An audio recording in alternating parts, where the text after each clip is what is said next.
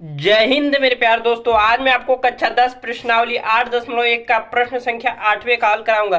कह रहा है यदि 3 कॉट ए बराबर 4 तो जांच कीजिए कि 1 माइनस टेन स्क्वायर ए बट्टा में 1 प्लस टेन स्क्वायर ए बराबर कॉस स्क्वायर ए माइनस साइन स्क्वायर ए है या नहीं। बस बताना है कि नहीं। बराबर है तो कह देंगे है और नहीं है तो कह देंगे नहीं है। तो चलिए अब चेक करते हैं। चेक करने के लिए हमें लिखेंगे हल दिया है। क्या दिया भाई? दिया 3 कॉट ए बराबर 4। तो कॉट ए का मान हमारे पास आ जाएगा 4 और इधर गुणा में आ जाए। गुणा में है तो पक्षांतर करेंगे तो भाग में आ जाए। तो 4/3 है। कॉट ए क्या होता है? आधार बट्टा कड़ होता है। आधार बट्टा कड़ होता है। आधार और कण का मान हमारे पास ज्ञात हो गया 4 और 3। 4 और 3 ज्ञात हो गया। अब हमें लंब का मान चाहिए। क्यों चाहिए? क्योंकि साइन क्या होता है? लंब आधार बट्टा कण होता है। तो यहाँ से हमें अरे यार कॉट ए क्या होता है? आधार बट्टा लंब होता है, कण नहीं होता है। लंब होता है, आधार बट्टा लंब होता है। तो हमें कण का मान चाहिए। क्यों? क्योंकि कॉस होता है आधार बट्टा कण। तो हमें आधार तो मालूम है, लंब भी मालूम है। तो हम त्रिभुज एक बना लेते हैं सबसे पहले। ये रहा त्रिभुज ए बी सी। ए के सापेक्ष सब में दिया है तो यहाँ से कोण ए बना लेते। कोण ए के सामने क्या होता है? लंब। लंब क्या हो जाएगा हमारे पास? 3 और आधार हो जाएगा 4। दिया कौन ज्ञात करना है तो ज्ञात कर लेंगे भाई। त्रिभुज ए बी सी में पाइथागोरस प्रमेय लगाने से लिखेंगे त्रिभुज ए बी सी में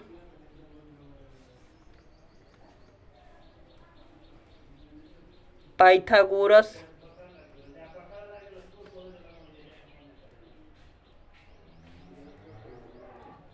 त्रिभुज ए बी सी में पाइथागोरस प्रमेय से त्रिभुज ए बी सी में पाइथागोरस प्रमेय लगे तो पाइथागोरस प्रमेय क्या होता है? कर्ण का स्क्वायर बराबर लंब का स्क्वायर प्लस आधार का स्क्वायर।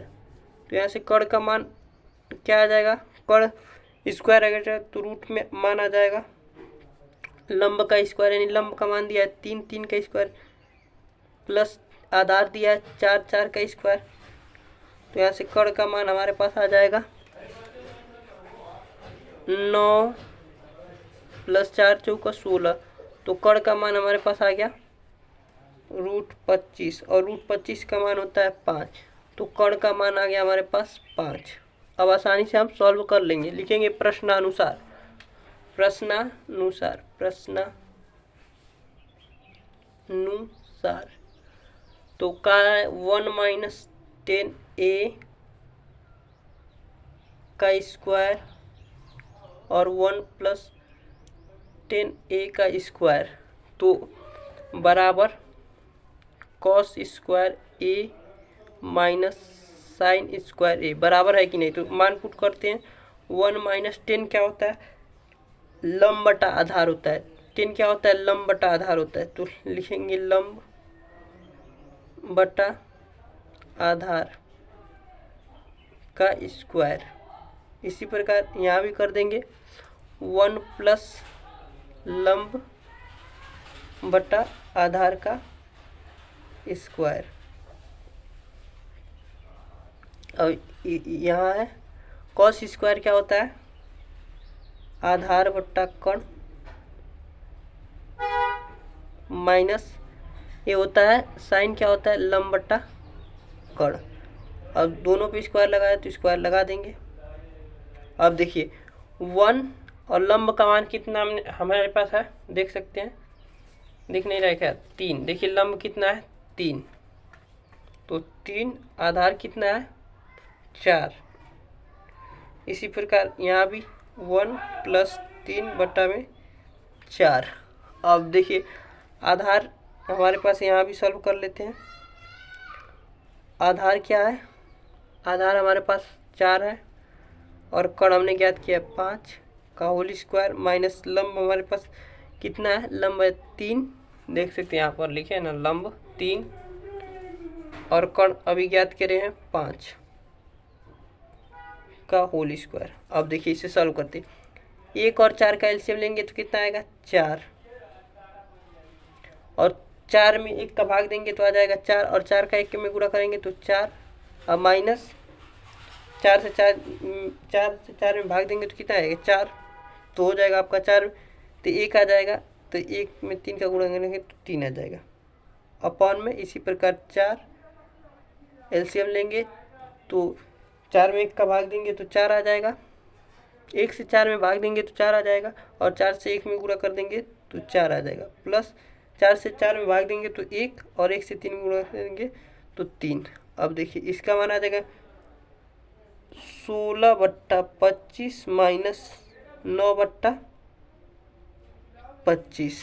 अब देखो इसको सॉल्व कर रहे हैं, देखिए अब इसका गुणा इससे होता है और इसका गुणा इससे होता है, तो 4 से 4 कट जाएगा, और 4 में से 3 जाएगा तो कितना आ जाएगा, अरे यार इन सब का स्क्वायर भी तो है, स्क्वायर भी है ना, तो स्क्वायर करेंगे तो यहाँ पर आएगा 9/16 आ जाएगा, तो यहाँ पर आ जाएगा 9/16। अब देखिए यहाँ पर तो 16 आ जाएगा, तो एलसीएम लेंगे 16 और 1 का एलसीएम लेंगे तो 16, तो यहाँ से आ जाएगा 16। अरे यार गड़बड़ हो गया है, तो आपको समझ में नहीं आएगा, बोल दिया उसमें, तो चलिए दूसरी जगह समझा देते हैं।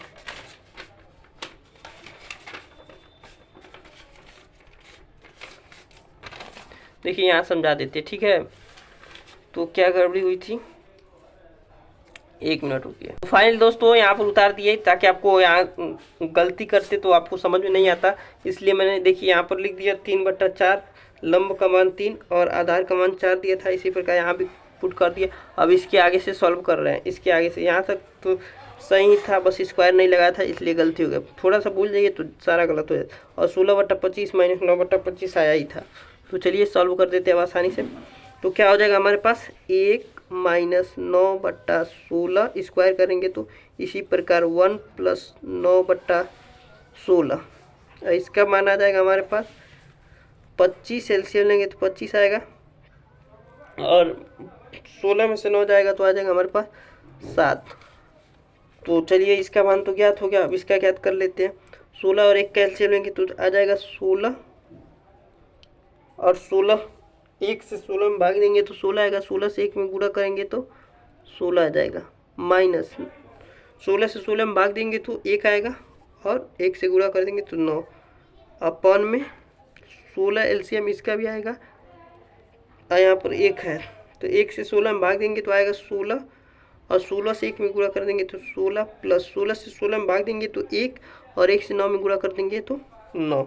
अब देखिए 16 से 16 कट जाएगा, क्योंकि इसका इससे गुणा होता है और इसका इससे गुणा हो जाता है। चलिए कर ही देते हैं, उसके बाद काटते हैं ताकि आपको और अच्छे से समझ में आए। इसका यहाँ तो ए हो गया समझिए, अब इसको आगे इधर कर दे रहे हैं, तो 16 माइनस 9/16 इंटू ये ऊपर जाएगा 16 इंटू ये आपका आ जाएगा 16 प्लस 9। अब देखिए 16 से 16 कट जाएगा, अब देखिए 16 में से 9 जाए कितना बचेगा 7, और 16 9 25, तो ये अभी आ गया 25, तो लिखेंगे हाँ बराबर है, आंसर हो जाएगा हाँ बराबर है, यही आंसर होगा। पूछ रहा था ना, क्या कह रहा था कि बराबर है या नहीं, तो लिख देंगे हाँ बराबर है, क्योंकि दोनों को सॉल्व किया तो 7/25 यह भी आया और 7/25 यह भी आया। LHS बराबर RHS है। मिलते हैं अगले वीडियो में। थोड़ा सा यहाँ गड़बड़ कर दिए थे, लेकिन पूरा आपको यहाँ समझा दिए।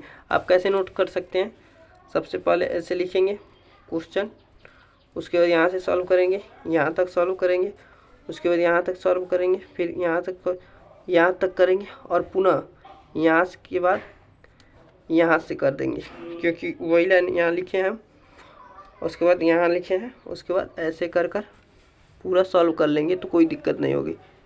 मिलते हैं अगले वीडियो में प्रश्न संख्या 9 के हल के साथ। मुझे आशा है कि आपको समझ में आ गया होगा।